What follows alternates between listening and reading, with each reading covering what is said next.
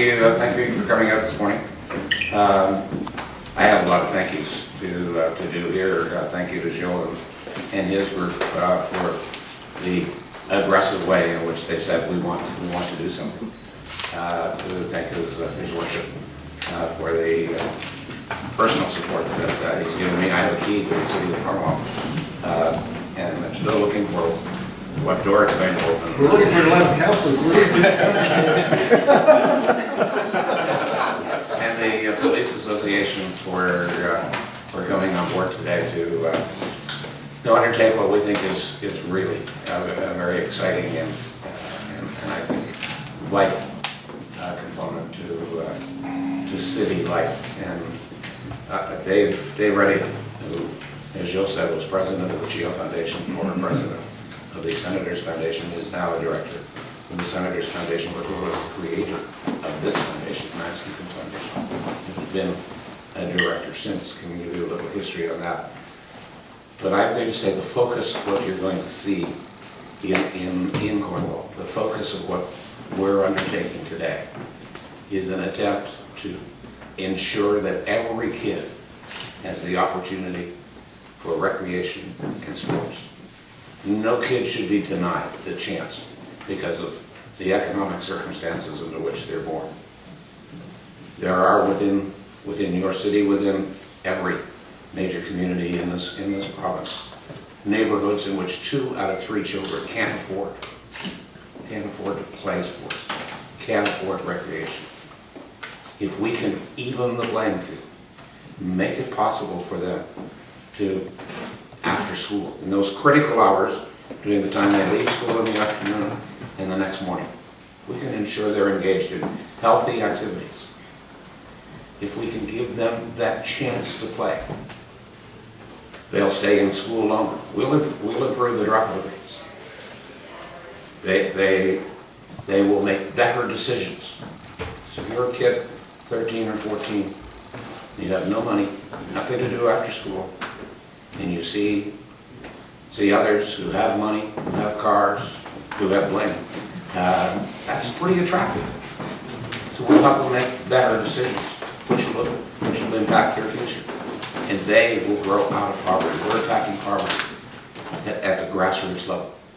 We need to do it very early. Kids who grow up in low-income families, it's 4 out of 10 aren't ready to learn when they go to junior kindergarten. Picture a little girl with a book and doesn't know how to turn the page. 4 out of 10 children aren't ready to learn when they go into junior kindergarten. 1 out of 10 kids in kindergarten is already obese. So we need the healthy lifestyle. We need to give them the opportunities so that they can have fun, be healthy, and make some right decisions. That's the basis of where we hope to make an impact in this community, and in a couple of years be able to show you so that donors will know that their dollars go to work immediately. And we're working in partnership with the city and the CPA and the group in Cornwall, who will be part of the Max Keeping Cornwall edition. They've already helped to set up this foundation, and you've watched a lot of philanthropy and efforts over the years, and we've seen the impact we've been able to make. Yeah, I first of all, thank you all for being here. It's a pleasure to be here and meet a number of you that I haven't met before. I'm going to give you a little bit of history about the Max Keeping Foundation without trying to embarrass Max. It was about 18 or 19 years ago. Max and I were speaking one day, and from the conversation, I found out that Max was supporting a number of youth, young people, families that were in need in Ottawa, and he was doing it out of his own pocket. And his frustration was not the fact that he was running out of money, it was the fact that he couldn't support more.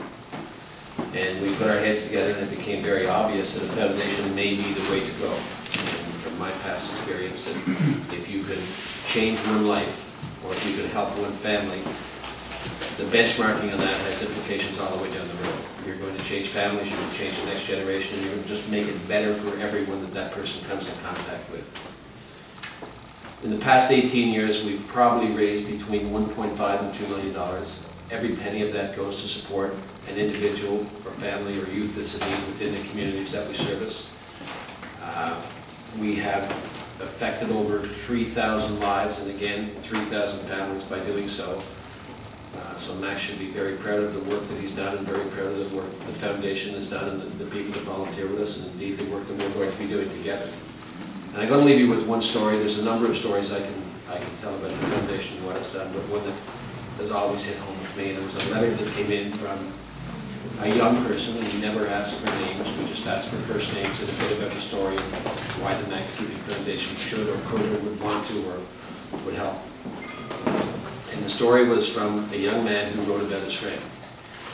And his friend didn't have the wherewithal, the family didn't have any money to enroll him in hockey.